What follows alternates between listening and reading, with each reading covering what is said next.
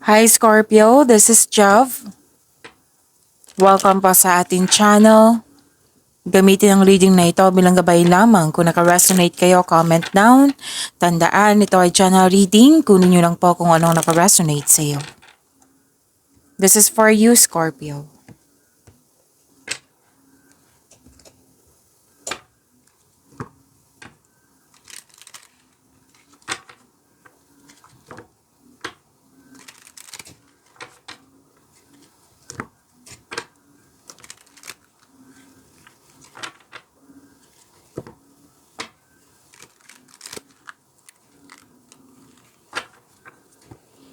Para po ito sa iyo, Scorpio.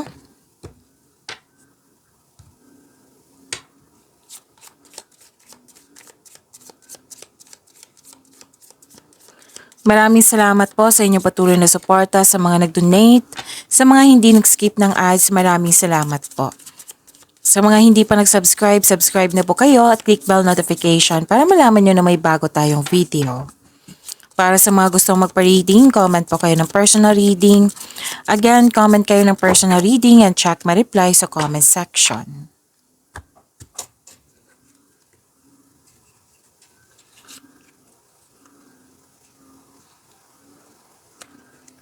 May power, authority, and protection. May nag-uusap dito tungkol sa career, finances, lalo na sa big business. May malaking influence ng isang mother figure. And may nakita rin ako dito ang importanteng desisyon, importanteng ganap sa passion. Mag-ingat lang po kasi may nakita ko ditong argument. At may nakita akong prosperity is yours. Nakita ko rin dito yung anong tawag dito? May nag-uusap sa domestic matters. Oo. Okay? And gusto nyong mag-staycation or magpahinga sa bahay kasi you felt calm, relaxed, and security pag nasa bahay kayo. Nakita ko rin dito na home base ang trabaho ang ilan sa inyo.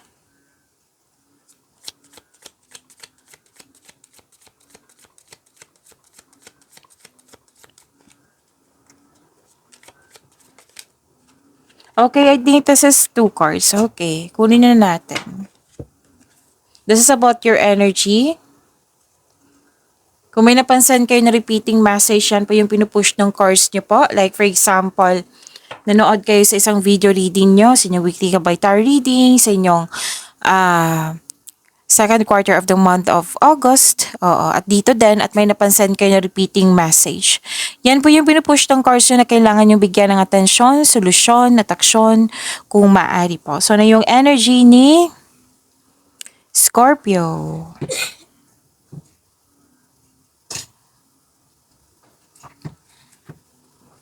Ang sabi ng card dito, mag-focus kayo sa mind healing instead of suffering.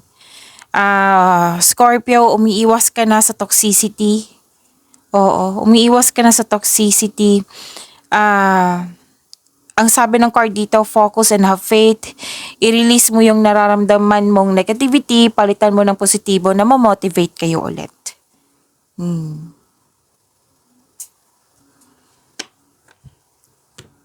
Ayusin ko lang yung camera.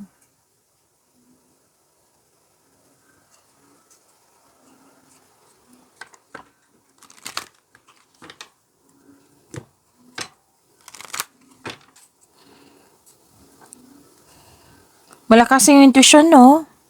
Scorpio. So, another card na naman nagsabi dito na may lumakas.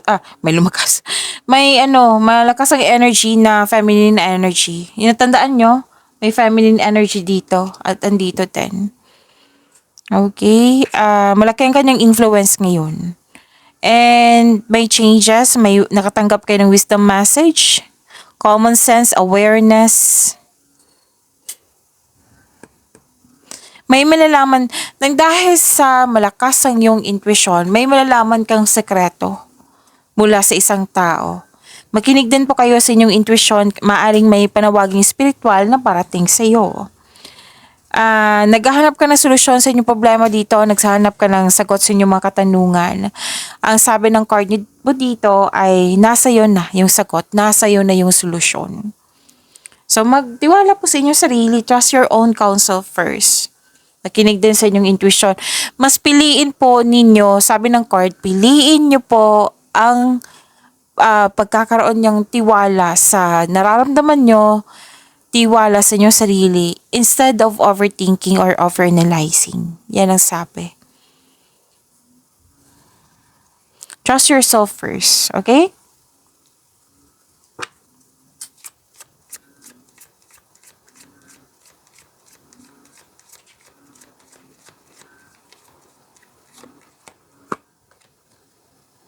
Oh, the rising phoenix. Babangon ka nito. I consider this is resilience. This is new beginnings po. Begin your new life. So, this is an action. Asking for action. Kasi may new beginning. This is, yun nga, nag-require ito ng action.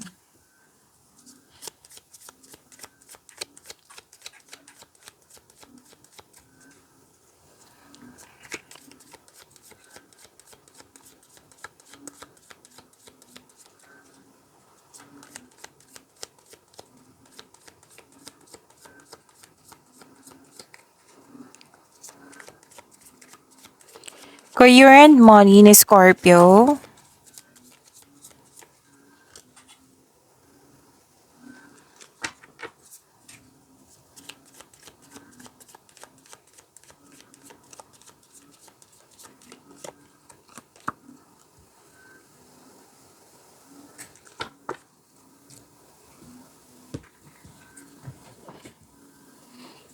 This is a second card. Career and money na tayo ha, Scorpio.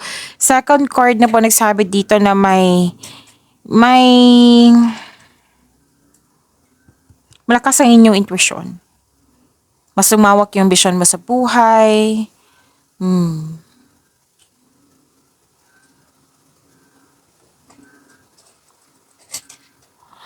Okay. May sabi ka sa dito, Scorpio, na nang dahil sa mataas ang iyong intuition, may malalaman kang hindi totoo. Yung malalaman mo malalaman mo po yung sekreto. Yung sabi kanina, 'di ba? So dalawang card, different card siya ha. Sa energy cards niya sa career and money, different card siya pero iisa lang yung mensahe na may malalaman kayong importanteng sekreto. Oo, malalaman mo din yun kung may nanloloko sa'yo, malalaman mo. Oo. And, ang sabi kasi ng card dito, pwedeng tao ito na in-offer sa'yo or di kaya yung may signing of contract kasi dito. May kontrata na makinig kayo sa inyong intuition kasi may kontrata dito na may hidden charges. Oo. Kumaga niloloko ka. May panloloko na naganap. Ano to na-found out mo, na nalaman mo kasi nga mataas ang yung intuition. Na may, ano to ha, dalawang situation kasi yung nasasabi ko dito, pero iisa lang po ang mensahe. Para klaro.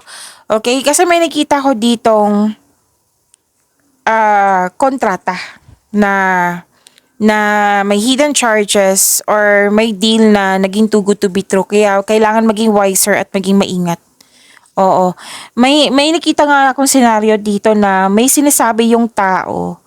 Pero alam mo na hindi siya nagsasabi ng totoo. Na may hindi maganda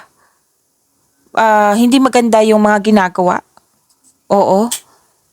May nakita nga ako diyan, offer, sinasabi ng tao na may ginawa siya na in-offer sa iyo na sinasabi niya na more on positivity but nakakasama ito. May panuloko nga. Okay? Malalaman mo yan ha. Dalawang card na mismo nagsabi pa dito na malakas ang iyong intuition. Okay? So, para klaro. Oo. Kasi baka may magsabi dito, bakit naulit?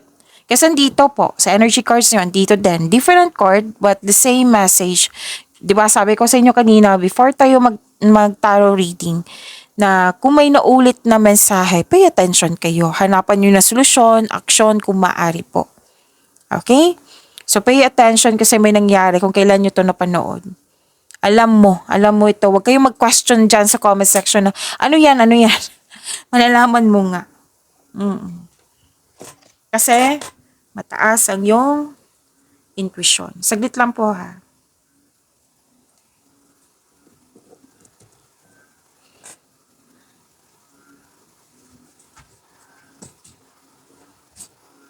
Okay, inaayos ko lang yung mic ko.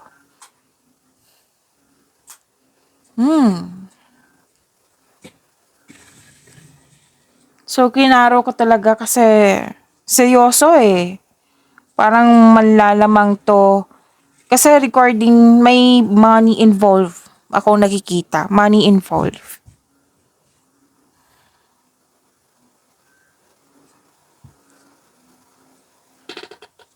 And, pwede din na may concern ka sa nagtrabaho ka sa isang kumpanya na hindi mo gusto or nawalan ka ng pag-asa or di kaya may in-offer sa'yo pero nagdadalawang isip ka kung aalis ka ba sa posisyon mo or hindi. Gusto mo mag-level up pero nagdadalawang isip ka. Kaya nga may sinabi ang card nyo dito na kailangan nyo magtiwala sa inyong sarili.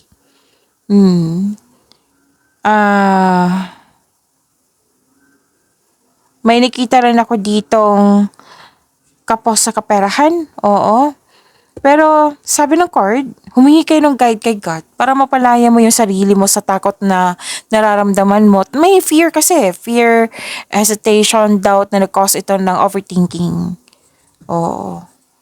So you have to step forward towards to your goal. Trust yourself and be patient. Ang prosesong ito ay nangailangan ng pasensya at tiyaga. Magagawa mo ito, Scorpio, kayo pa. So, this card asks you to change something para ikaw ay makawala at makahinga. Kasi you are feeling trapped You are feeling trapped, nagkaroon ng restriction. Sabi ng card, kailangan mo itong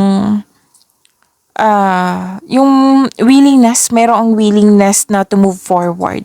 Kayo lang po ang makapagbigay ng laya sa inyong sarili. Kaya move forward. You have to get out from this restriction. Okay? Para kayong nakatali sa isang bagay, nakakulong, nahihirapan. Oo. So, kailangan may willingness na palayain yung sarili mo.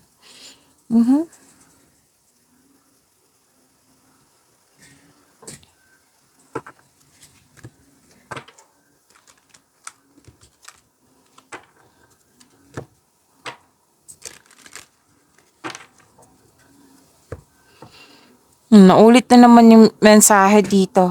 At the end of the day, magiging ready ka na magkakaroon ng changes dyan sa trabaho mo, sa mga ginagawa mo. Basta andito pa tayo sa career and money. Ready ka na. Kung ano man yung changes na gagawin mo. Pwedeng change of career or andyan ka pero may changes. Oo, gagawin mo ito for your growth. Yan ang sabi ng yung card.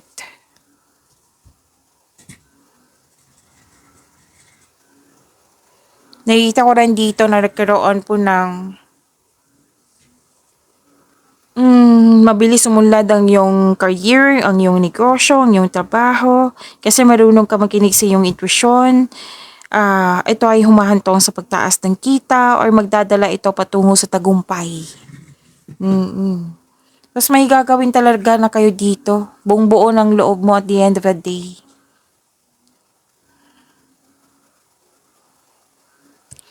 Nakikita ko rin dito na marami ka naisip na bagong ideas para sa ikakabuti ng iyong negosyo, ng iyong trabaho, at ng iyong kaperahan. Ang ganda nito ha. Kasi may sinabi dito na at the end of the day, makaka-receive kayo ng blessings, magandang kapalaran, good fortune, job opportunity, or unexpected wealth, financial stability po. Diba may nasabi ako kanina na may gipit sa pera? May parating na blessings po na makapagbago sa iyong kaperahan. Yes. May nakita nga ako ditong parating na malaking pera o na matatanggap mo. Ito ay parating na po. Or di kayo marami kayong benta ngayon na makapagbigay sa'yo ng malaking pera. Diba? Ang ganda. Bawing-bawi, Scorpio. Magkakaroon ng good luck and good karma po.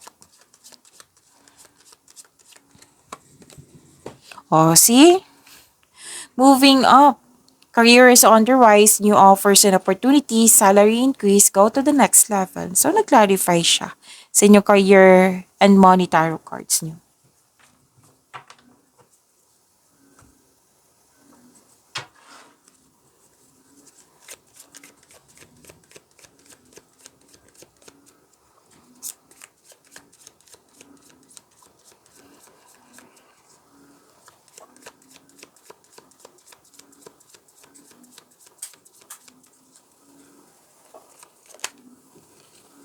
This is about your love life, self-love, partnership, and romance.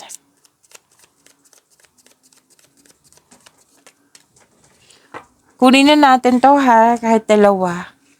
Kasi ibig sabihin yan, may ipaparating sa iyong mensahe.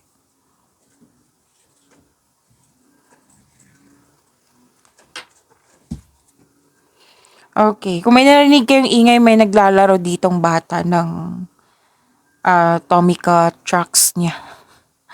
Oo. So, focus kayo sa mensahe, ha?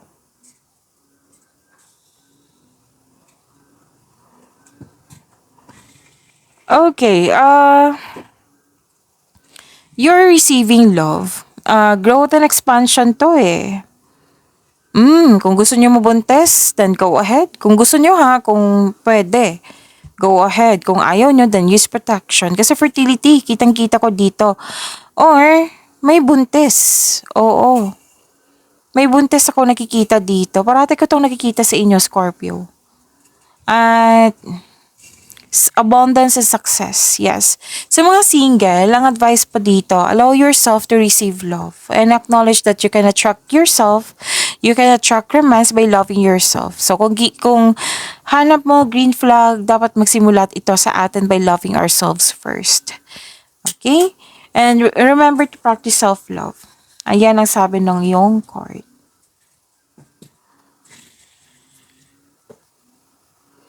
May nakita rin ako ditong fulfillment, happiness. Actually, dalawang card po nagsabi dito na happiness. Para sa mga single, sobrang saya mo kasi gusto ka rin ng taong gusto mo. Plus points na yung may love at respect sa'yo. Oo. Sa mga marelasyon sa buhay mag-asawa, masaya kayo at satisfied sa buhay. Makakatanggap ng sustento or sustento para sa anak. Ito ay parating na or dumating na. Granted yung manifestation mo.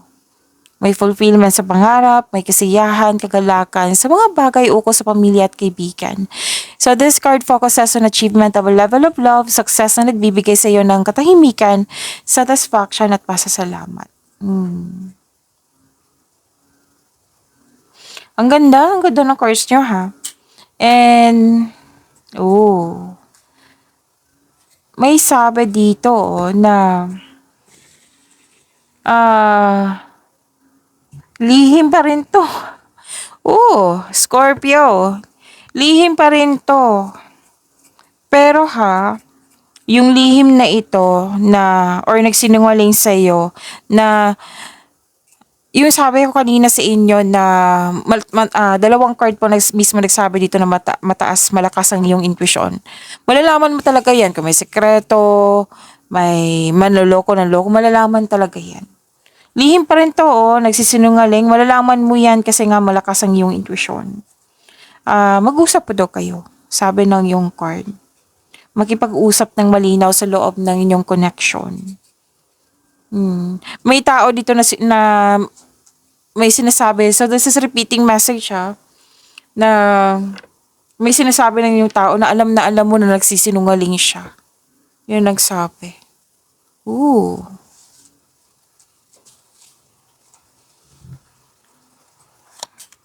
Nakikita ko rin dito na nag-spend time ka sa family, sa group of people na nagbibigay ng inspiration sa'yo, motivation sa'yo. May sinasabi rin na makakatagpo ka ng partner through friends connection.